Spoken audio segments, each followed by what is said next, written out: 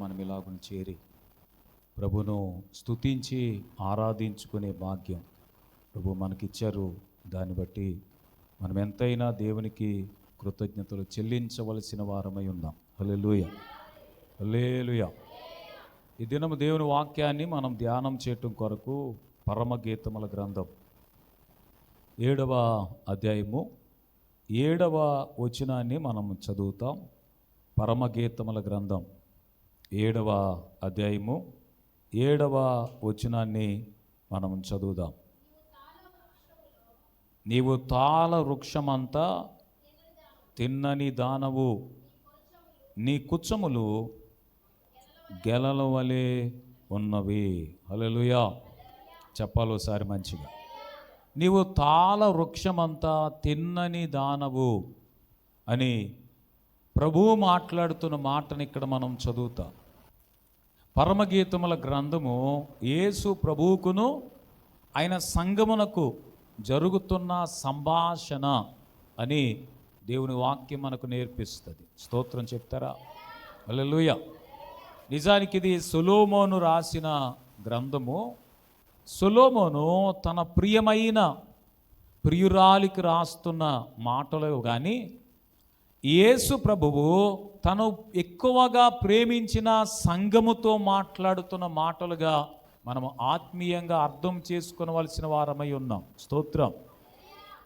ప్రభువు తన సంఘముతో మాట్లాడుతూ చెప్తున్న మాట ఏంటనంటే, నీవు తాళ వృక్షమంతా తిన్నని దానవు అని చెప్తున్నాడు.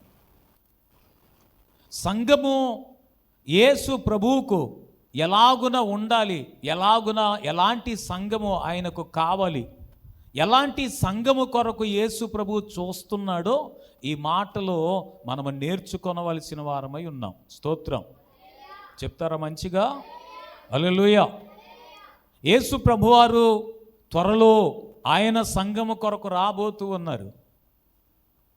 ఆయన సంఘమును ప్రేమించి సంఘము కొరకు తన ప్రాణమునిచ్చి తన సంఘము కొరకు తన రక్తమంతా ధారపోసి ఆ సంఘమును కని ఆ సంఘమును ఆయన సేవకులకు అపోస్తలులకు నా గొర్రెలను మేపుము, నా గొర్రెలను కాయుము అని బాధ్యతగా అప్పగించి ఆయన పరలోకమునకు ఆరోహణమై వెళ్ళారు. ఆయన మరలా ఈ భూమి మీదకి ఆయన సంఘము కొరకు రాబోతూ ఉన్నారు. స్తోత్రం.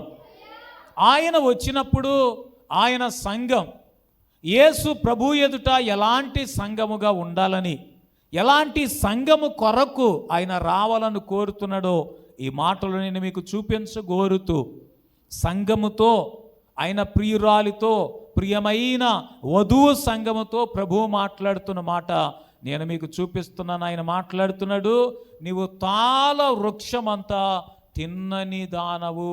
స్తోత్రం. తాళ వృక్షం అని అంటే తాడి చెట్టు. ఇంగ్లీషులో పామ్ ట్రీ అని ఉంది. దాన్ని ఖర్జూర వృక్షం అని కూడా మనం చెప్పచ్చు.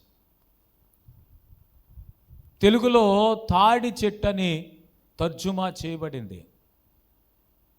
ఆయన సంఘముతో మాట్లాడుతుంటాడు, నీవు తాళ వృక్షమంతా తిన్నని దానవు. స్ట్రైట్, వంకరతనము లేని, ఏ వక్రము కాని, ప్రక్కకు తొలగిపోని ఒక సంఘము ప్రభువు కోరుకుంటున్నాడు. స్తోత్రం చెప్తారా? ఇంకా మంచిగా చెప్పాలి.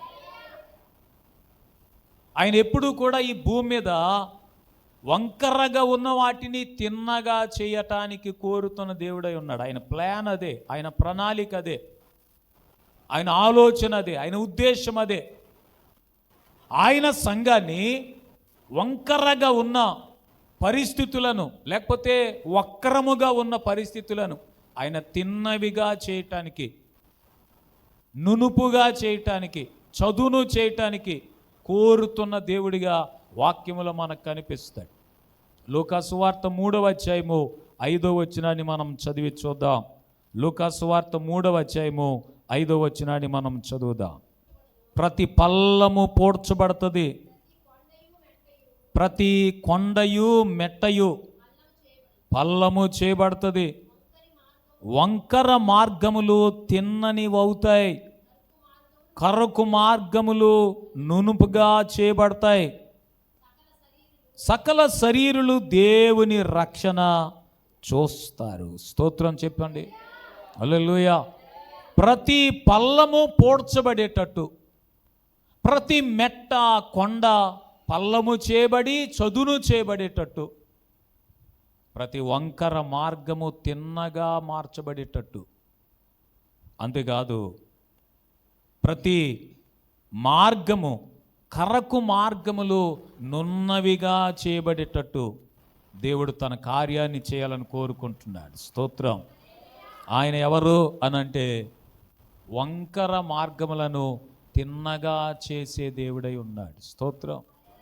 ఒకవేళ పరిస్థితులు వంకరగా ఉన్నా, జీవితం వంకరగా ఉన్నా, లేకపోతే ఆలోచనలు వంకరగా ఉన్నా, లేక చేసే కార్యములు ఒకవేళ వంకర టింకరగా అయిపోతున్నా, దేవునికి గనక జీవితాన్ని అప్పగించగలిగితే, నీ పరిస్థితులను అప్పగించగలిగితే, నీ మార్గమును అప్పగించగలిగితే, ఎత్తు పల్లాలుగా ఉన్న వాటిని ఆయన చదును చేసి, కరకు మార్గం ఏదైనా ఉంటే, కొన్నిసార్లు పరిస్థితులు చాలా కరకుగా ఉంటాయి.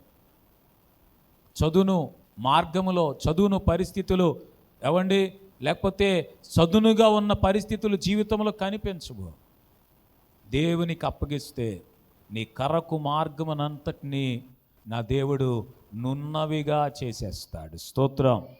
ఆయన ఉద్దేశం అదే, ఆయన ఆలోచన అదే, ఆయన ప్రణాళిక అదే, ఆయన నీ పట్ల కలిగి ఉన్న తలంపులన్నీ అవే. నీ జీవితంలో ఎత్తు పల్లాలను కలిగి ఉండటానికి నా దేవుడు కోరుకోవట్లేదు. ఒకవేళ మీకు ఇష్టమేమో గోతులు గొప్పులు, లేకపోతే ఏమండి ఎత్తు పల్లాలు, లేక మీ జీవితం కరకుగా కఠినముగా ఉండటం మీరు కోరుకుంటారేమో, కానీ మీ కొరకు దేవునికి అలాంటి ఆలోచన తలంపు ఉద్దేశము లేదు అని వాక్యం చెప్తా ఉంది. స్తోత్రం. హల్లెలూయా. ప్రతి పల్లమును పూడ్చివేస్తాడు. మీ జీవితంలో లోతుపాతులు ఏదైనా ఉన్నాయేమో, లోటుపాట్లు ఉన్నాయేమో, ఆ లోటుపాట్లన్నీ నా దేవుడు తీర్చాలని కోరుతున్నాడు. స్తోత్రం. సంఘములో ఉన్న లోటుపాట్లు కూడా నా దేవుడు తీర్చడానికి కోరుకుంటున్నాడు. గట్టిగా స్తోత్రం చెప్తారా? హల్లెలూయా. ఏమండి, ప్రతి పల్లము పూడ్చివేయగలిగిన దేవుడిగా ఆయన మనకు కనిపిస్తున్నాడు. ఆయన ఉద్దేశం అదే. సంఘముతో మాట్లాడుతూ అంటాడు, నీవు తాళ వృక్షమంతా తిన్నని దానవు. వంకరగా ఉన్న సంఘములోని పరిస్థితులన్నీ తిన్నగా మార్చేస్తాడు ఆయన.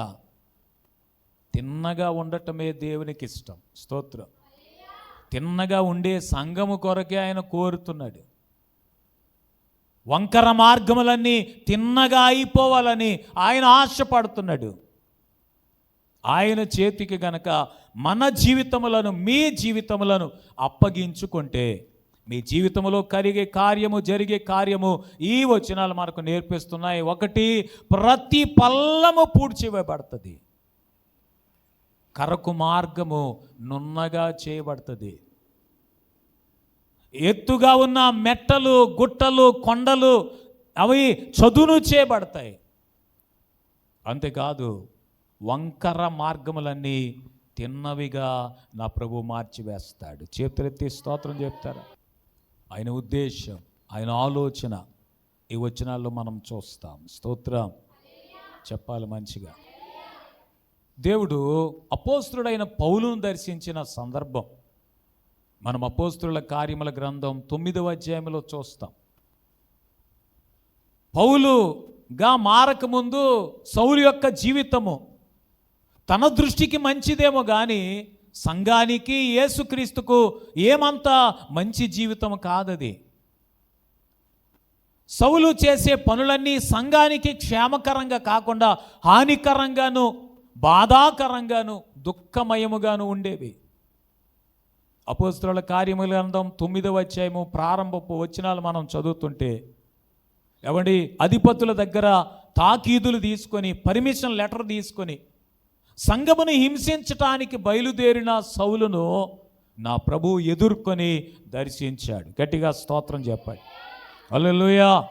ప్రభు దర్శించగానే తన గుర్రం మీద నుంచి క్రింద పడిపోయి, ప్రభువా నీవెవడవని అడుగుతుంటే, నీవు హింసించుచున్న క్రీస్తునని ప్రభు మాట్లాడి అతనితో చెప్తున్నాడు, ఇదిగో తిన్నని దనబడిన దారిలో అననీయ అనే ఒక శిష్యుడు ఉన్నాడు, అతని యొద్దకు వెళ్ళు, అతడు నీ కొరకు ప్రార్థన చేస్తాడని చెప్తున్నాడు. స్తోత్రం. అపోస్తలుల కార్యముల గ్రంథం 9వ అధ్యాయం 11వ వచనాన్ని మనం చదువుదాం ఒకసారి. ప్రభువా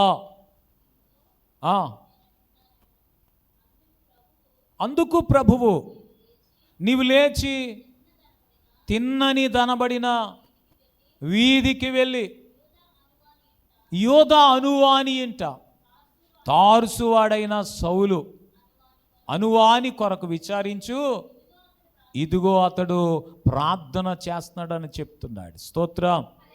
చెప్పాలి మంచిగా. ఎవడి సౌలు దర్శించబడ్డాడు, గొప్ప వెలుగు ఈ సౌలు ముఖాన్న తాకగానే కండ్లు కనిపించని వాడిగా కింద పడిపోయాడు. ఆ స్వరం వింటున్నాడు కానీ ఎవరో సౌలు తెలుసుకోలేకపోతున్నాడు. వెతుకులాడుతూ ఉంటే సౌలుతో ఉన్నవారు అతన్ని చేయి పట్టుకొని అతన్ని పట్టణంలోనికి నడిపించారు. ఎక్కడి వరకు తీసుకుని వెళ్ళారనంటే యోధ అనబడిన వాని ఇంటికి సౌలును తీసుకుని వెళ్ళారు. కన్నులు కనిపించకుండా 3 రోజులు అక్కడే ఉండిపోయాడట. అననీయ అనే శిష్యునితో యేసు ప్రభు మాట్లాడుతుంటారు, ఇదిగో నీవు తిన్నని దనబడిన వీధిలో యోధ అనబడిన వాని ఇంట తార్సువాడైన సౌలును గురించి విచారించి ఎంక్వైరీ చేయి, అతడు ప్రార్థన చేస్తున్నాడని చెప్తున్నాడు. స్తోత్రం. చెప్తారా మంచిగా? ఈ సౌలు జీవితంలో అతను వెళ్తున్న మార్గం దేవుని వాక్యం చెప్తుంది, ఒకని మార్గము అతని దృష్టికి మంచిగా అనిపిస్తుంది కానీ, సరిగానే కనపడుతుంది కానీ చివరికి అది మరణమునకు చేరుతుందని సామెతల గ్రంథం మనకు నేర్పిస్తుంది.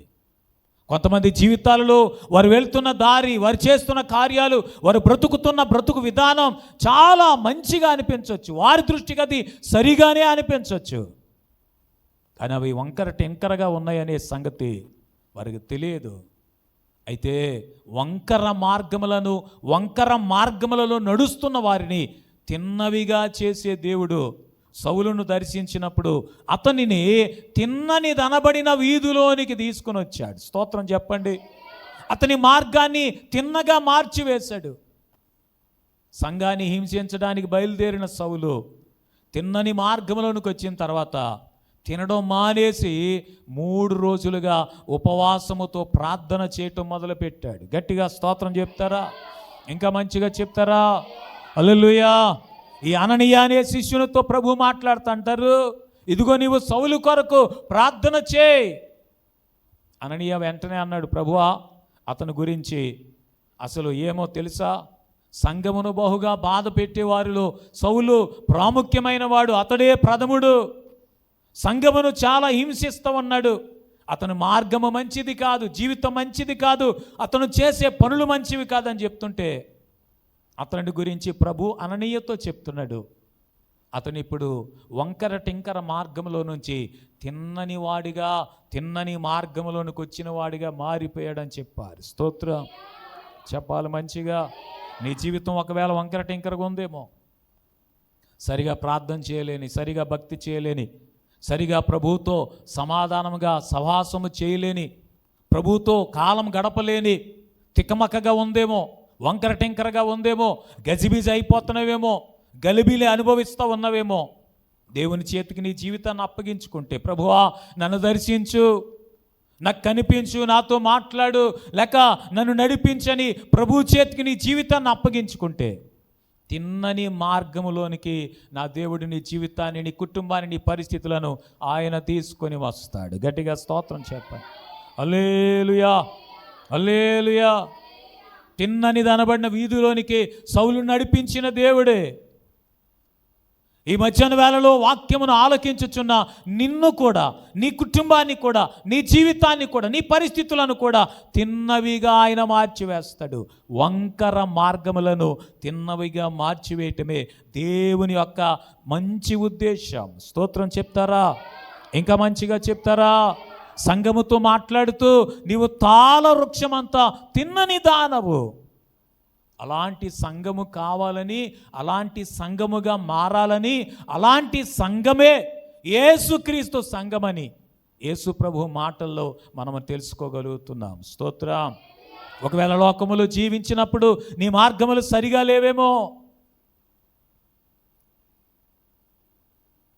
దేవుని వాక్యం చెప్తుంది, నీ కన్నులు ఇటు అటు చూడకుండా నీ ముందర సూటిగా ఉండాలని వాక్యం చెప్తుంది. స్తోత్రం. ఒకవేళ నీ చూపులు సరిగా ఉండేవి కాదేమో, లోకములో ఉన్నప్పుడు నీ చూపులు వంకర చూపులేమో, నీ తలంపులు వంకర తలంపులేమో, నీ మాటలు కూడా వంకర మాటలేమో. కొంతమంది జవాబు చెప్పినప్పుడు సరిగా చెప్పరు. స్తోత్రం. చెప్పట్లే చేతులెత్తి. ఏం చెప్పరు? సరిగా జవాబు చెప్పరు, వంకర టింకరగా చెప్తుంటారు. కొంతమంది మాట్లాడే మాటలన్నీ వంకర మాటలే. దేవుని బిడ్డలైనా, దేవుని దగ్గరకు వచ్చినా, దేవుని బిడ్డలుగా అనేక సంవత్సరాల నుంచి దేవుని సంఘములో ఉంటున్న వారి మాటలు సరిగా ఉండవు, వంకర మాటలు ఉంటాయి. వారు నడిచే మార్గాలు కూడా వంకర మార్గాలే. ఇంకా జీవితం సరిచేయబడదు. దేవుని చేతికి అప్పగించుకుంటే నా దేవుడు ఆయనకు కావలసిన సంఘముగా, ఆయన ఎదురు చూచే సంఘం ఎలాంటి సంఘముగా ఉండాలని కోరుతున్నాడనంటే తిన్నని తారవృక్షం వంటి సంఘం ఆయన కావాలని కోరుకుంటున్నాడు. స్తోత్రం. ఎలాంటి సంఘం? పక్కవారితో చెప్పండి, తిన్నని మార్గములోనికి వచ్చిన సంఘం అని చెప్పండి. హల్లెలూయా.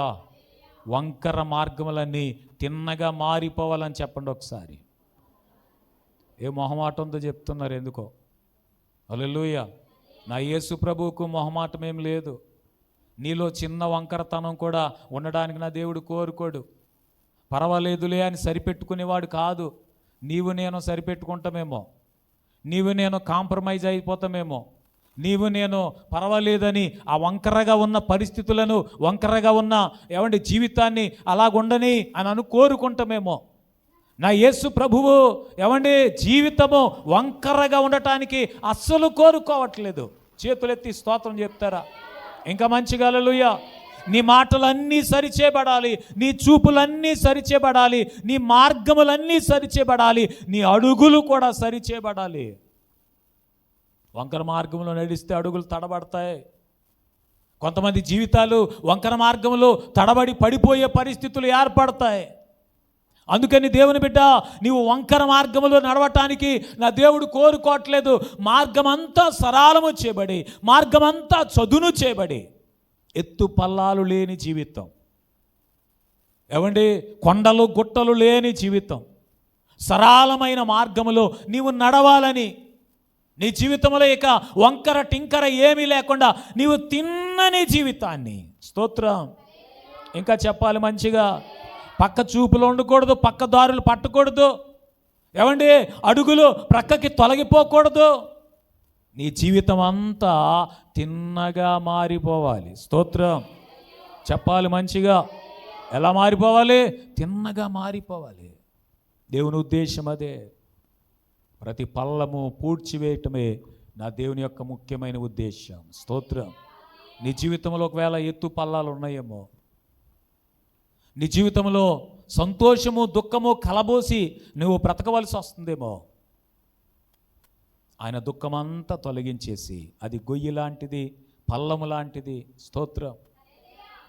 కరకు మార్గము గుండా వెళ్ళాల్సి వస్తుందేమో, కరకు మార్గాన్ని నున్ననిదిగా నా దేవుడు చేయాలని కోరుకుంటున్నాడు. హల్లెలూయా. ఎప్పుడు చేస్తాడు తెలుసా? ఒకసారి ఒక బార్బర్తో, మంగలి వ్యక్తితో ఒక వ్యక్తి మాట్లాడుతూ అంటున్నాడట, నువ్వు సరైన మంగళం అయ్యి ఉండవు, అందుకే రోడ్ల వెంట జుట్టు బాగా పెంచుకొని మురికైపోయి ఉండలు కట్టేసి ఇంకా అలా తిరుగుతూనే ఉన్నారు. నువ్వు సరి అయిన మంగళం అయితే ఇలాంటి వారు అసలు రోడ్డు మీద కనిపించి ఉండేవారు కాదు అని అతని యొక్క పనితనాన్ని వెక్కిరిస్తూ ఎగతాళి చేస్తూ మాట్లాడుతున్న వ్యక్తి మంగలితో మాట్లాడుతున్నాడట. అప్పుడు మంగలి ఏమి ఆలోచించుకోకుండా చాలా ఆలోచనగా జ్ఞానంగా చెప్పాడంట, బాబు నేను సరి అయిన మంగళనో కాదో తెలిసేది ఎప్పుడు అని అంటే ఆ వ్యక్తి వచ్చి నా దగ్గర తన తలను అప్పగించి నేను ఆ క్షౌరం సరిగా చేస్తాను లేదో చూసినప్పుడే కదా. అలాగే నీ జీవితం కరకు మార్గములన్నీ నున్నవిగా నునుపైనవిగా మార్చబడాలనంటే నీ జీవితం దేవునికి సమర్పించబడాలి. కొన్నిసార్లు దేవుని ఆలోచనలు కాకుండా, దేవుని పద్ధతులు కాకుండా, దేవుని విధానం కాకుండా, దేవుని వాక్యానుసారమైన విషయాలలో కాకుండా నీ ఇష్టానుసారంగా నువ్వు వెళ్ళిపోతూ ఉంటే నీ జీవితం ఇంకా కరకు మార్గముల గుండానే, ఇంకా ఎత్తు పల్లాల గుండానే, ఇంకా వంకర మార్గముల గుండానే ఒకవేళ నువ్వు కాలం గడపాల్సి వస్తుందేమో. అందుకే దేవునికి అప్పగించుకొని, ప్రభువా నా మార్గములన్నీ తిన్నవిగా చేయమని దేవునికి ప్రార్థన చేస్తే, నా కరుకు మార్గములన్నీ నున్నవిగా నునుపైనవిగా చేయమని ప్రభువుని అడిగితే, ఎత్తు పల్లాలను పూడ్చివేసి కొండలు గుట్టలు చదును చేసి సరళమైన మార్గములో నా జీవితం వెళ్ళేటట్టుగా, సాఫీగా సాగిపోయేటట్టుగా, అడ్డులు ఆటంకాలు తొలగిపోయేటట్టుగా చేయమని ప్రభువుకు అప్పగించుకొని ప్రార్థన చేస్తే నా దేవుని ఉద్దేశం అంతా నీ జీవితంలో నా దేవుడు నెరవేర్చి నిన్ను నీ పరిస్థితులను తిన్నవిగా మార్చివేస్తాడు. స్తోత్రం చెప్తారా మంచిగా? హల్లెలూయా.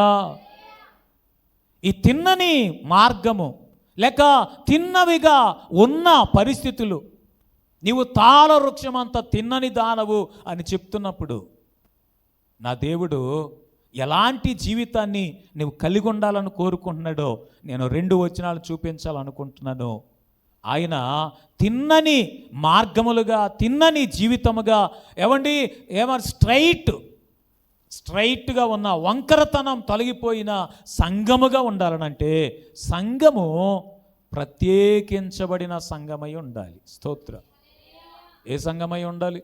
సంఘం అనే పదము, సంఘం అనే విషయము ఎందులోంచి వచ్చిందనంటే ఎక్లీషియా అనే గ్రీకు పదము నుంచి వచ్చింది. ఎక్లీషియా అనే మాటకు అర్థం ఏంటనంటే ప్రత్యేకించబడింది అని అర్థం. సంఘము తిన్నని సంఘముగా, వంకరతనం తొలగిపోయి, వక్రతనం తొలగిపోయి, కరకుతనం తొలగిపోయి తిన్నని సంఘముగా ఉండాలి అనంటే సంఘము చేయాల్సిన కార్యం అది ప్రత్యేకించబడిన జీవితాన్ని జీవించాలి. స్తోత్రం చెప్పాలి మంచిగా. ఎలాంటి పరిస్థితుల నుంచి ప్రత్యేకించబడాలో నేను చెప్పకముందు లోకములో నుండి, పాపములో నుండి, లోక సంబంధమైన వాటన్నిటిలో నుండి కూడా ఈ సంఘము ప్రత్యేకించబడినదై ఉండాలి. స్తోత్రం చెప్తారా మంచిగా? దేవుడు అబ్రహామును పిలిచినప్పుడు అబ్రహాముతో మాట్లాడిన మాటలు ఆదికాండం 12వ అధ్యాయం 1 వచనాల్లో చదువుతారు. అప్పుడు అబ్రహాముతో ప్రభు మాట్లాడుతూ అన్నాడు, నీవు నీ దేశము నుండి, నీ బంధువుల యొద్ద నుండి, నీ ఇంటి వారి నుండి నేను చూపించే దేశానికి వెళ్ళి అంటాడు. నీవు వారి నుండి వేరు చేయబడి, వారి నుండి ప్రత్యేకించబడి నేను చూపించే ప్రత్యేకమైన దేశానికి, ప్రత్యేకమైన స్థలానికి, ప్రత్యేకమైన జీవిత విధానానికి నువ్వు వెళ్ళాలని చెప్తాడు. స్తోత్రం. సంఘమంతా చేయవలసిన కార్యం అదే. నువ్వు తాళవృక్షమంతా తిన్నని దానిగా, తిన్నని వానిగా, తిన్నని సంఘముగా ఉండాలనే ఆశ, ఆలోచన, సమర్పణ నిజముగా నీకుంటే నా దేవుడు చెప్తున్న మాట నేను మీకు చూపించగోరుతూ అపోస్తలుల కార్యముల గ్రంథము 2వ అధ్యాయము 40వ వచనాన్ని చదువుదాం ఒకసారి. అపోస్తలుల కార్యముల గ్రంథం 2వ అధ్యాయము 40వ వచనాన్ని చదువుదాం. అనేక విధములైన మాటలతో వారిని సాక్ష్యమిచ్చి, మీరు మూర్ఖులకు ఈ తరము వారికి వేరై రక్షణ పొందమని వారితో చెప్పారు. గట్టిగా స్తోత్రం. మూర్ఖులకు అన్న దగ్గర ఒక నెంబర్ ఉంది కదా, దానికి పుట్నోట్లో అర్థం ఉంది.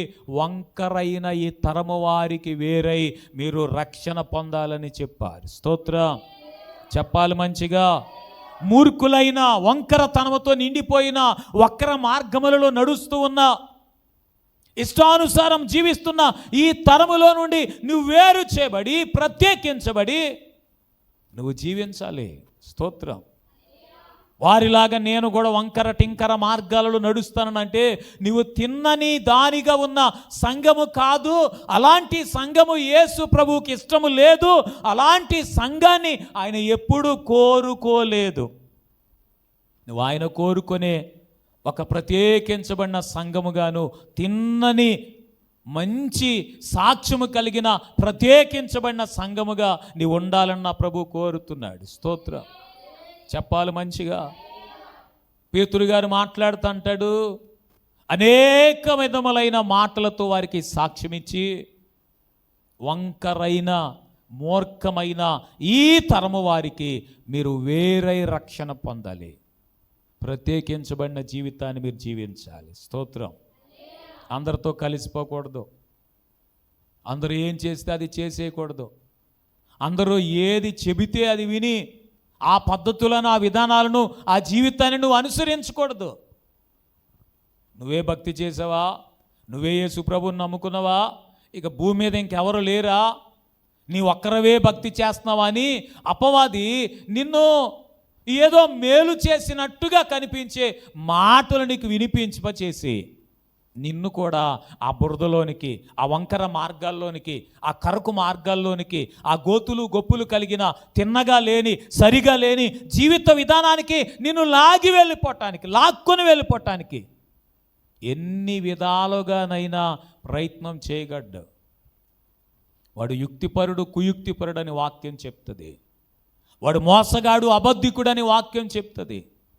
అందుకే వంకరైన మూర్ఖమైన ఈ తరము వారికి నువ్వు వేరుగా ఉండవలసిన విశ్వాసివే. కానీ లోకముతో కలిసిపోయి కలగా పొలగమైపోయి లోకమేదో సంఘమేదో తెలియని గుర్తుపట్టలేనంతగా నీ జీవితము ఉండటం నా యేసుకి ఇష్టం లేదు. వాక్యము దానిని సమర్థించదు, వాక్యము దానికి అప్రూవ్ చేయదు, ఆమోదాన్ని తెలియచేయదు. గట్టిగా స్తోత్రం చెప్పాలి. హల్లెలూయా. అందుకే దేవుని బిడ్డ, నీవు తాళ వృక్షమంతా తిన్నని వానిగా, తిన్నని దానిగా నా యేసు ప్రభువు కోరుతున్న సంఘముగా నీవు ఉండాలని ఆశపడితే నువ్వు ప్రత్యేకించబడిన జీవితాన్ని నువ్వు జీవించాలి. స్తోత్రం. మంచిగా చెప్తారా? ఏ జీవితం జీవించాలి? ప్రత్యేకించబడిన జీవితం జీవించాలి. ఈ లోకము చీకట్లో బ్రతుకుతూ ఉంది. చీకట్లో ఎలాంటి వంకర టింకర జీవితం ఉంటుందో, వక్రమైన మార్గాలు ఉంటాయో, ఎలాంటి వక్ర జనము ఉంటారో మనం మాటల్లో చెప్పలేం. అలాంటి జనము మధ్య నువ్వు జీవించవలసిన విధానం ఏంటో ఫిలిప్పీయులకు రాస్తూ పౌలు గారు చెప్తున్న మాట 2వ అధ్యాయము 14-15 వచనాల్లో మనం చదువుతాం. ఫిలిప్పీయులకు రాసిన పత్రిక 2వ అధ్యాయము 14-15 వచనాలు. మీరు మూర్ఖమైన వక్ర జనము మధ్య నిరపరాధులు, నిష్కలంకులు, అనింద్యులునైన దేవుని కుమారులయ్యేటట్టు ఆ సనుగులు సంశయములు మాని సమస్త కార్యములు చేయండి. అట్టి జనము మధ్య జీవవాక్యమును చేతపట్టుకొని మీరు జ్యోతుల వలె కనబడతా ఉన్నారని మాట్లాడతారు. గట్టిగా స్తోత్రం చెప్పు. చేతులెత్తి మంచిగా చెప్పండి. ఇంకా మంచిగా హల్లెలూయా. మూర్ఖమైన వక్ర జన్మ మధ్య మీరు జీవించవలసిన విధానం ఏంటో తెలుసా? సనుగులు సంశయములు మానివేయాలి. దేవుని సంఘానికి సనుగులు అనే వంకరతనం ఉండకూడదు. స్తోత్రం. ఇశ్రాయేలీలు ఐగుప్తులో నుంచి బయలుదేరారే, కానీ అక్కడ నుండి బయలుదేరిన వారిలో ఒక్కరు కూడా కనాను చేరకపోవడానికి కారణం ఏంటో, ప్రధానమైన కారణం ఏంటో చెప్పమంటారా? సనగడం. అరణ్యములో వారు 10 సారులు సనిగారంట. ఒకసారేమో మాకు నీళ్లు లేవని సనిగారు, ఒకసారేమో మాంసము లేదని సనిగారు, ఒకసారేమో ఏమండి తాపకరమైన సర్పములను గురించి. ఇలాగున ప్రతి విషయంలో 10 సార్లు సనిగారంట వాళ్ళు. సనగడాన్ని బట్టి బయలుదేరిన పెద్దవారైన వాళ్ళు అరణ్యములోనే జీవితం చాలించి వేశారు. కొంతమంది 3 రోజుల్లో చేరిపోతారని, కొంతమంది 11 రోజుల్లో చేరిపోతారని చెప్తుంటారు బైబిల్ పండితులు. 11 రోజుల్లో చేరవలసిన ప్రయాణం 40 సంవత్సరాలు కావడానికి కారణం సనుగు. నీ జీవితం ఒకవేళ వంకరతనమైన సనుగుతో నిండిపోతే దీవించబడడానికి అవకాశం దొరకదు. సంవత్సరాలు గతించిపోతాయి, ఏళ్ళు గతించిపోతాయి. నీ జీవితంలో స్థిరత్వం రాదు, ఆశీర్వాదం రాదు, దేవుని యొక్క కార్యాలు నీవు చూడలేవు. ఏ చిన్న విషయంలో కూడా నీవు సనుగు అనే దాన్ని నీ జీవితంలో కలిగి ఉండకుండా నువ్వు జాగ్రత్త పడగలిగితే, ఆ వంకరతనము నుండి నువ్వు విడుదల పొందగలిగితే, స్తోత్రం చెప్పండి మంచిగా. మనుషులకి ఎంత ఇష్టమో స్తోత్రం. ఏమండి, సనగకుండా మాట్లాడే వాళ్ళు ముఖం మీదే చాలా గట్టిగా మాట్లాడతారు. చాటుమాటును మాట్లాడే మాటలను ఏమంటారంటే సనుగు అంటారు. నీ గురించి ఎవరైనా నీ ఎదురుగా మాట్లాడుతూ ఉంటే వారికి మీ మీద ఏ దురుద్దేశం లేదు, ఏ అనుకోనని ఆలోచన లేదు, మరొక ఆలోచన ఏం లేదు. నీ గురించి ఏమనుకుంటున్నారో వాళ్ళు నీ ముఖం మీదే మాట్లాడతారు. కొంతమంది అండి మనుషులు ఉన్నప్పుడు మాట్లాడరు, స్తోత్రం చెప్పట్లేదు. సంఘములో అందరూ ఉన్నప్పుడు అసలే మాట్లాడరు. హల్లెలూయా. సంఘములో నుంచి బయటికి వెళ్ళిపోయిన తర్వాత అప్పుడు మాట్లాడుకుంటారు. బ్యాచ్ ఇది వంకరతనము కలిగిన బ్యాచ్. నలుగురు పోగేసుకుని మీటింగ్ పెట్టుకుని మాట్లాడుకుంటారు చూసారా. సంఘములో సనుగులు కలిగిన ఇలాంటి వంకర బ్యాచ్ ఎప్పుడైతే ఏమండి లేకుండా అవుతుందో అప్పుడే సంఘమును గురించి నా ప్రభువు తాళ వృక్షమంత తిన్నని దానమని సాక్ష్యం చెప్పగలుగుతాడు. దేవుని బిడ్డ, నీ జీవితంలో పొరపాటున నీకు తెలియకుండానే సంఘమును గురించి కానీ, సంఘములో ఉన్న పరిస్థితులను గురించి కానీ, యేసు ప్రభువును గురించి కానీ, ఆయన పద్ధతులను గురించి కానీ సనుగుతున్నవేమో. ఆ వంకరతనము నుండి విడుదల పొందమని ఈ ఉదయకాలమందు నేను మీతో మాట్లాడుతూ ఉన్నాను. గట్టిగా స్తోత్రం చెప్పండి. ఈ సంఘము ఎలా ఉండాలని, మీరు ఎలా ఉండాలని నా ప్రభువు నేర్పిస్తున్నాడు తెలుసా? సనుగులు సంశయములు మాని, స్తోత్రం. ఏదైనా ఒక కార్యం చేయటానికి, ఏదైనా ఒక పని చేయడానికి సంశయించకూడదు. సంశయం అని అంటే అనుమానం, సందేహం, ఒక అడుగు వెనక్కి వేయటం.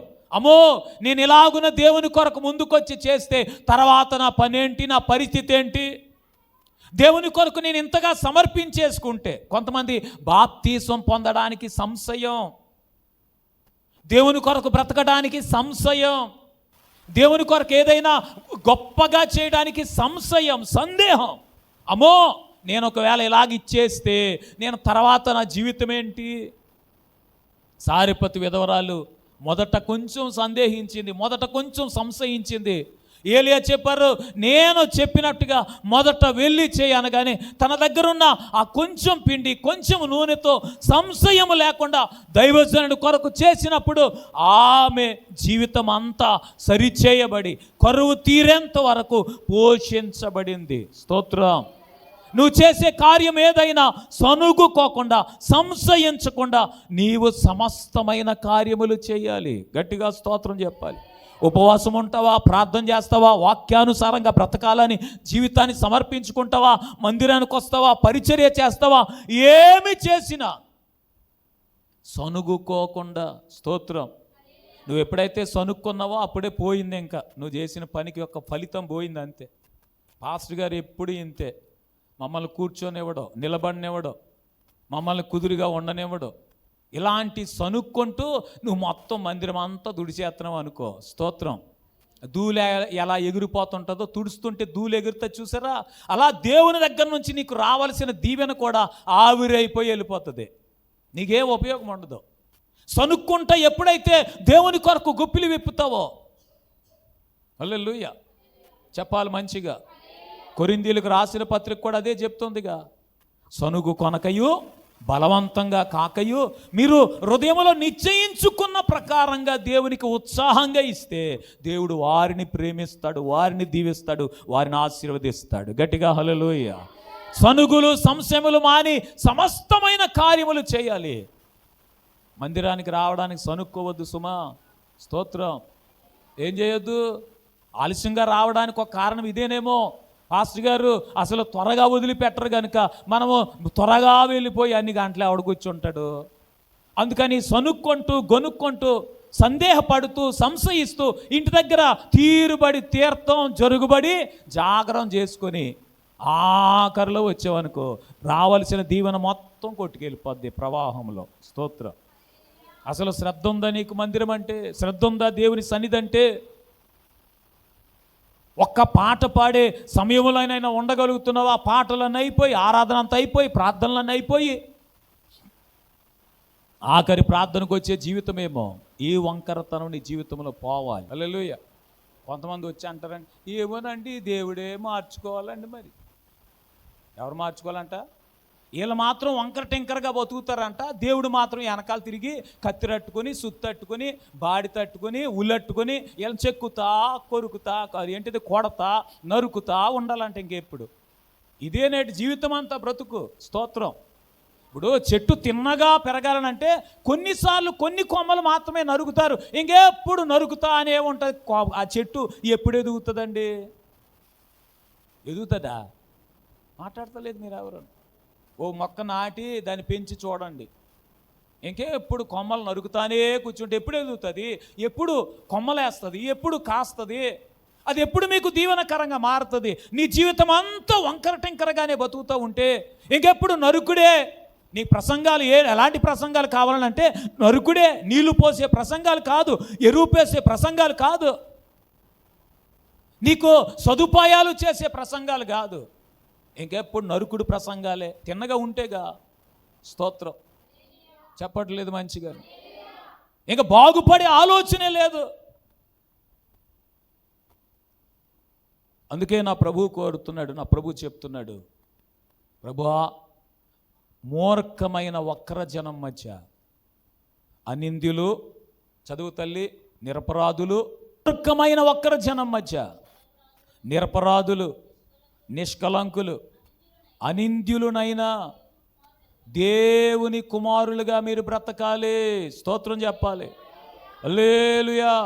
ఒకానొక దినాన్న యేసు ప్రభు నిన్ను చూడగానే, సంగమా, దేవుని జనమా, నిన్ను చూడగానే నా దేవుడు ఏమని చెప్పాలనంటే, నా ప్రభు ఏమని చెప్పాలనంటే, తాళ వృక్షమంతా తిన్నని దానవని నా దేవుడిని గురించి సాక్ష్యం చెప్పాలి. అలా చెప్పాలి అని అంటే మూర్ఖమైన వక్ర జనము మధ్య నలుగురు వెళ్తున్నానని వెళ్ళిపోయినండి. స్తోత్రం. ఎవరు వెళ్తున్నానని వెళ్ళిపోయారంట? వాళ్ళందరూ ఊరుకోలేదండి. వాళ్ళు ఊరుకుంటారేటి? సాతానుగాడు ఎప్పుడు ఊరుకోడు. స్తోత్రం. వాడిని తినే వరకు తినేస్తూ ఉంటాడు. అవ్వమ్మ తినే వరకు తినేసాడు. ఆ తర్వాత ఏది తిన్నదో ఆ తిన్నదే అవ్వమ్మ జీవితం అంతా తినేసింది, పురుగు తినేసినట్టు. స్తోత్రం. చెప్పట్లేదు మీరు ఎవరు. ఏం తినేసినట్టు? పురుగు తినేసినట్టు అవ్వమ్మ ఆత్మీయ జీవితం అంతా తినేసింది. ఈ దినాన ఈ మూర్ఖమైన వక్ర జనం మధ్య నీవు నిరపరాధిగా, నిష్కలంకము కలిగిన వ్యక్తిగా, అనింద్యమైన జీవితం జీవించి దేవుని కుమారుడిగా, కుమార్తెగా బ్రతకకపోతే నీ దీపం ఆరిపోయి కొంచెం కింద మంచం కింద పెట్టిన వ్యక్తిగా నీవు ఉంటావు. నీకు దీపం ఉంది కానీ వెలుగివ్వని దీపం అది. నీవు భక్తి జీవితమే కానీ ప్రయోజనం లేని భక్తి. నువ్వు జీవించే ఆత్మీయ జీవితం నిరుపయోగమైన జీవితం.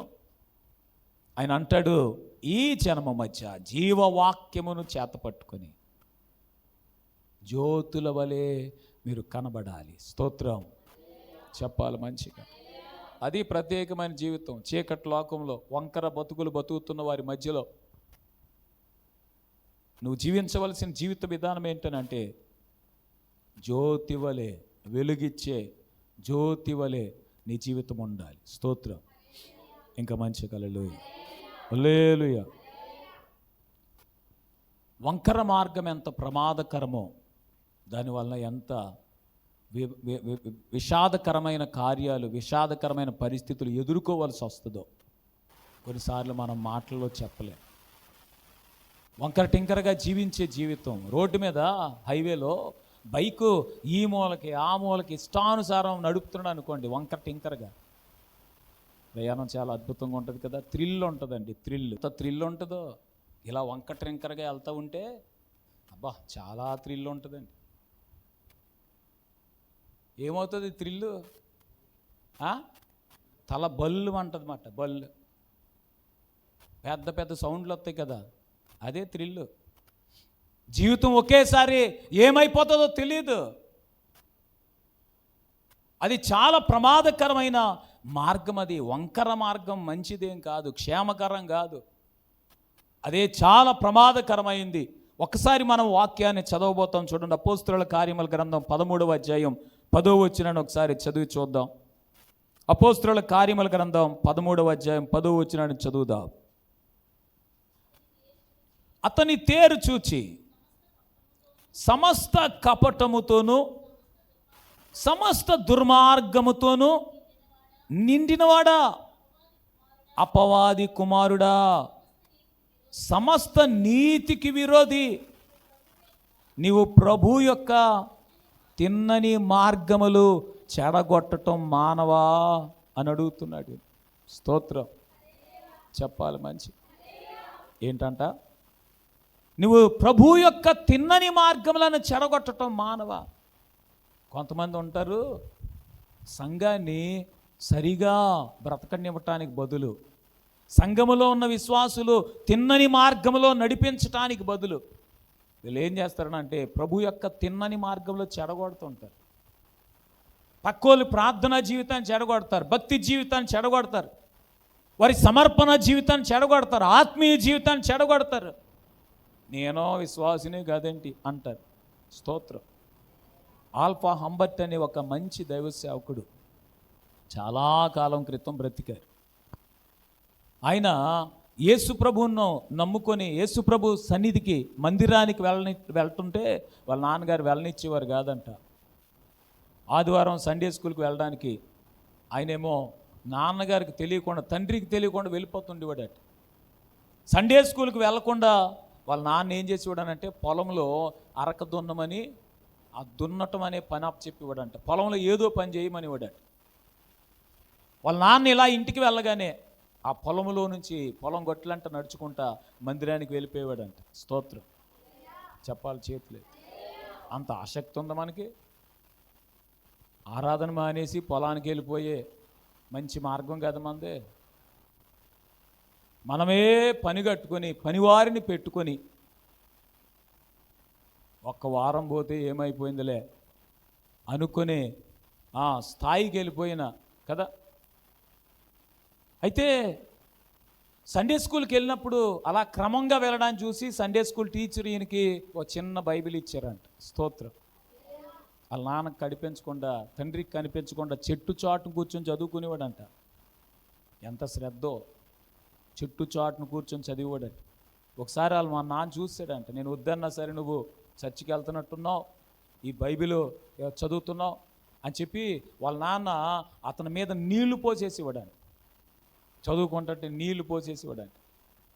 అయినా సరే ఆ బైబిల్ జాగ్రత్తగా దాచిపెట్టుకొని అలాగే చదువుతుండేవాడట. అలాగున్న సండే స్కూల్కి వెళ్తున్నప్పుడు ఓ 4-5 పిల్లలు పొలం గొట్లంట సండే స్కూల్కి వెళ్ళి తిరిగి వస్తుంటే ఆ పొలాల్లో గేదెలను మేపే, పశువుల్ని కాసే కొంతమంది ఆకతాయి పిల్లలు వీళ్ళని పట్టుకుని సారా తాగుతారా లేదని బలవంత పెట్టారంట. ఏం తాగుతారా? సారా. వాళ్ళ నాన్న కూడా ఇచ్చివాడంట. కడుపులో ఉన్న పురుగులు చచ్చిపోతాయని పిల్లలందరికీ ఓ మూత, ఓ అవున్సో ఏదో అంటారు, అవున్స్ ఇచ్చివాడంట. అవున్స్ మందు ఇచ్చివాడంట వాళ్ళకి. వీడు వద్దన్నా సరే, ఈయన వద్దన్నా సరే వాళ్ళ నాన్న తాగించడానికి బలవంత పెట్టివాడంట. ఆ పొలం గొట్లంట నడుచుకుంటూ వస్తుంటే ఆ పొలంలో పశువుల్ని కాచే పిల్లలు మీరు సారా తాగి తీరాలి అని చెప్పి బలవంత పెడుతుంటే ఈయన అన్నాడంట, నేను తాగనన్నాడంట. స్తోత్రం. ఏం చేయనన్నాడు? నేను త్రాగ. అప్పుడు కూడా ఉన్న ఇంకో కుర్రోడు అంటాడంట, ఇక్కడ మనల్ని సంఘ పెద్దలు చూడట్లేదు, పాస్టర్ గారు అసలే చూడట్లేదు, ఏం పర్లేదులే తాగే, నేను ఎవరితో చెప్పనన్నాడంట. ఎవరు చూడట్లేదు? సంఘ పెద్దలు చూడట్లేదు, తర్వాత పాస్టర్ గారు కూడా ఇక్కడ లేరు కదా, నేను చెప్పను ఎవరితోని తాగే అని చెప్పి వాడు తాగేసాడంట. వాళ్ళు బాధపడలేక వాళ్ళు చాలా ఇబ్బంది పెట్టేస్తున్నారు, వాళ్ళని కొట్టేస్తున్నారట. ఆ బాధ పడలేక భరించలేక నేను తాగేస్తున్నాను, నువ్వు కూడా తాగే, నేను ఎవరితో చెప్పనన్నాడట. అప్పుడు ఈయన ఆల్ఫా హంబర్ట్ అని దైవజనుడు అన్నాడట. తర్వాత రోజుల్లో దైవజనుడు అయ్యారు. ఆయన అన్నాడట, పాస్టర్ గారు చూసినా పర్వాలే, స్తోత్రం, సంఘంలో ఉన్న పెద్దోళ్ళు ఉన్నారు కదా వాళ్ళు కూడా చూసినా పర్వాలేదు, కానీ యేసు ప్రభు చూడకుండా ఉంటే చెప్పు, ఎంత తాగమంటే అంత తాగేస్తాను అన్నాడంట. యేసు ప్రభు చూడకుండా, ఆయన కన్నులకు కనిపించకుండా, ఆయనకు మరుగై ఉండేటట్టుగా నువ్వు ఒక్క క్షణమైనా బ్రతకగలవా? స్తోత్రం చెప్పాలి మంచిగా. కొంతమంది ఎందుకో దేవుని యొక్క తిన్నని మార్గములను చెడగొడతారు. వాళ్ళ భక్తి చేయరు, పక్క వాళ్ళని చేయనివ్వరు. వాళ్ళు మందిరానికి రారు, పక్క వాళ్ళని రానివ్వరు. వాళ్ళు దేవుని కొరకు ఏమీ చేయరు, ఇంకొకరిని చెయ్యనివ్వరు. వీళ్ళు మానివేసింది కాకుండా ఇంకొకరిని మానిపించే వారిగా ఉంటారు. అది కూడా వంకరతనమే. స్తోత్రం. మరి తిన్నని తనం అంటే ఏంటి పాస్టర్ గారు? తిన్నని మార్గం అంటే ఏంటి పాస్టర్ గారు అంటే, నీవు రావాలి, ఆగిపోతున్న వాళ్ళని కూడా చెయ్యి పట్టుకుని ఏం చేయాలి? నువ్వు తీసుకురాగలగాలి. స్తోత్రం. నువ్వు ప్రార్థన చేయాలి. ప్రార్థన రాని వారికి కూడా ప్రార్థన నేర్పించగలిగి వారు కూడా ప్రార్థన చేయగలిగేటట్టుగా నువ్వు చేయాలి. ఇక్కడ దేవుని సంగమునకు వ్యతిరేకంగా పనిచేస్తున్న ఆ వ్యక్తితో పౌలు గారు మాట్లాడుతుంటారు. మనం ఒకసారి ఈ పైన 4వ వచనం నుంచి చదివితే ఆ వ్యక్తి పేరు మనకు కనిపిస్తుంది. ఒకసారి చదువుదాం, చూడండి. కాబట్టి వీరు పరిశుద్ధ ఆత్మ చేత పంపబడిన వారై సిలువుకైకు వచ్చి అక్కడి నుండి ఓడ ఎక్కి కుప్రకు వెళ్ళారు. వారు సలమీలో ఉండగా యూదుల సమాజ మందిరములో దేవుని వాక్యం ప్రచురిస్తూ ఉన్నారు. యోహాను వారికి ఉపచారం చేయవాడై ఉన్నాడు. వారు ఆ ద్వీపం అందంతటా సంచరించి పాపను ఊరికి వచ్చి చూడండి, గారడి వాడైన అబద్ధ ప్రవక్త అయిన బర్రయేసు అని ఒక యూదుని చూశారంట. బర్రయేసు అని అబద్ధ ప్రవక్త. ఈ అబద్ధ ప్రవక్త దేవుని తిన్నని మార్గములను చెడగొడుతూ ఉన్నాడు. సంఘానికి విరోధంగా పనిచేస్తున్నాడు. విశ్వాసుల్ని వారి విశ్వాసం వీగిపోయి, విశ్వాసంలో వారు ఆగిపోయి లోకములోనికి వెళ్ళిపోయేటట్టుగా వెనక్కి లాగి పట్టేవాడిగా కనబడుతున్నాడు. అందుకే పౌలు గారు మాట్లాడుతూ అంటారు, దేవుని తిన్నని మార్గములను చెడగొట్టుచున్న నీవు ఇలా చేయటం మానవా? ఒకవేళ అందులో నీవు ఉన్నవేమో. నువ్వు సరిగా ప్రార్థన చేయకుండా, ప్రార్థనకు రాకుండా, విశ్వాసములో సరిగా ఉండకుండా, ఆత్మీయ జీవితాన్ని సరిగా జీవించకుండా, నీవు మాత్రమే కాకుండా తాను చెడిన కోతి వనమంతా చెడగొట్టినట్టు. కొంతమంది వారు చెడిపోయింది కాకుండా ఇంకొంతమందిని చెడగొడతారు. దేవుని బిడ్డ, ఒకవేళ నీవు తిన్నగా జీవించడం నీ చేత కాకపోతే, నీ వల్ల అవ్వట్లేదని అనిపిస్తూ ఉంటే, ప్రభువా నీ సరి అయిన మార్గములో, తిన్నని మార్గములో నన్ను నడిపించని నువ్వు పదే పదే ప్రార్థన చేసుకుని ప్రాధేయపడి ప్రభువుని అడిగి నీ జీవితాన్ని సరి చేసుకో. అంతేగాని నీవు జీవించలేక నీతో పాటు కొంతమందిని, నీవెలాగూ నరక మార్గంలోనికి వెళ్ళిపోయావు, నీతో పాటు కొంతమందిని ఆ దారిలోనికి నడిపించే వారిగా, వంకర మార్గంలోనికి వెళ్ళిపోయేవారిగా, వంకర మార్గంలోనికి కొంతమందిని తీసుకుని వెళ్ళిపోయేవారిగా మీరు ఎప్పటికీ ఉండకూడదు. స్తోత్రం చెప్పాలి మంచిగా. చేతనైతే తిన్నని మార్గములో మనం నడుస్తూ మరి కొంతమందిని, దానియేలు గ్రంథం 12:3 చెప్తుంది, నీతి మార్గమును అనుసరించి నడుచుకునేటట్టుగా ఎందరూ అనేకులను త్రిప్పుతారో వారు ఆకాశములో జ్యోతుల వలె నిత్యము నిరంతరం ప్రకాశిస్తారు. స్తోత్రం హల్లెలూయా చెప్పాలి చేతులెత్తి మంచిగా. ఈ వంకర మార్గములు చాలా ప్రమాదకరం, సంఘాన్ని చెడగొడతాయి, సంఘములో ఉన్న విశ్వాసుల జీవితాలను చెడగొడతాయి. వారి ఆత్మీయ జీవితాలు ఎదగకుండా, పరిపక్వతకు రాకుండా, తిన్ననివిగా, నీతిమంతముగా, భక్తి కలిగినవిగా ఉండకుండా ఈ వంకర మార్గములు చెడగొడతాయి. అందుకే పేతురు గారు మాట్లాడుతున్న మాట మనము పేతురు రాసిన 2వ పత్రిక 2వ అధ్యాయం 15వ వచనంలో చదువుతాం. త్వరగా మనం ఆ మాట చదువుదాం. పేతురు రాసిన 2వ పత్రిక 2వ అధ్యాయం 15 చదువమ్మా. తిన్నని మార్గమును విడిచి బెయోరు కుమారుడైన బిలాము పోయిన మార్గమును బట్టి త్రోవ తప్పిపోయారంట. కొంతమంది ఈ త్రోవ తప్పిపోయే జీవితాలు తిన్నని మార్గమును విడిచిపెట్టేసిన బిలాము వలె. బిలాము ఎందుకు దారి తప్పాడు తెలుసా? బాలాక్ అనే రాజు, ఇశ్రాయేలు ప్రజలు అరణ్య యాత్రలో ఈ బాలాకు యొక్క దేశం మీదుగా వారు ప్రయాణం చేసి వెళ్ళాల్సి వస్తుంది. ఈ విస్తారమైన జనాన్ని చూసి బాలాకు భయపడి, ఆ రోజుల్లో బిలాముకున్న ఒక గొప్ప ఆధిక్యత ఏంటనంటే అతడు ఏం చెప్తాడో జరుగుతుందంట. స్తోత్రం చెప్పండి. ఏం చెప్తే అది జరుగుతుందట. అది ఏది పలికితే జరుగుతుంది. అందుకని బాలాకు బహుమానం ఇచ్చి కొంతమంది పనివారిని పంపించి నువ్వేది చెబితే అది జరుగుతుంది కనుక నా పక్షంగా నా తరపున ఇశ్రాయేలీయులను శపించు. ఒక జనం వచ్చారు, వాళ్ళందరూ నా భూమి అంతా విస్తరించిపోయి ఉన్నారు, వారిని శపించు అని చెప్తుంటే ఈ బిలాము ప్రార్థన చేస్తే దేవుడు వద్దని చెప్పాడంట.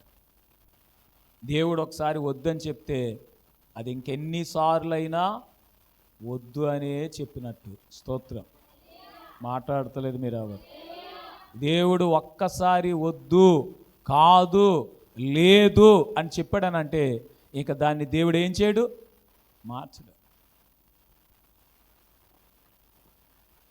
ఈ బిలాము బాలాకుతో చెప్పాడు పనివారితో, దేవుడు వద్దా అంటున్నాడు, నేను రాలేను, నేను చెప్పలేనని. బాలాకు కబురెట్టాడు, ఓ మంచి ఛాన్స్ మిస్ అయిపోతున్నావు అబ్బాయి, నువ్వు నేను ఎంత ఇవ్వాలనుకుంటున్నానో నీకు తెలీదు, అసలు నువ్వు ఒక్క మాట చెప్పు, నీకు ఈ రోజు లెక్కల ప్రకారం ₹1,00,00,000 ఇస్తానన్నాడు. ఒక్క మాటకి ఎంత ఇస్తాడంట? ₹1,00,00,000. స్తోత్రం. ఇంకా అయ్యగారికి కోటి ఆశలు హృదయంలో మెదులుతా ఉన్నాయి. కోటి అంటే ఎవరికైనా ఆశగా? ఎవరికి ఆశ లేదా? లేదా? ₹100 ఇస్తానండి చాలు, ఎగేసుకుని వెళ్ళిపోతారు. స్తోత్రం. చాలా చిన్న చిన్న వాటికే ఈ బిలాముకు కూడా లోపల ఏనో ఆశల గుర్రాలు పరిగెడుతున్నాయి. అయ్యి బాబు మంచి ఛాన్స్ మిస్ అయిపోతున్నాను నేను. మళ్ళీ దేవుడి దగ్గరికి వెళ్ళి అడిగాడంట, ఆ బాలాకు నన్ను వచ్చేయమంటున్నాడు, ఏదో చెప్పమంటున్నాడు అని అంటే, సరే అయితే వెళ్ళి అన్నాడంట. దేవుడు ఏమన్నాడు? వీడు బాధ పడలేక వెళ్ళమన్నాడంట. వెళ్ళాడు.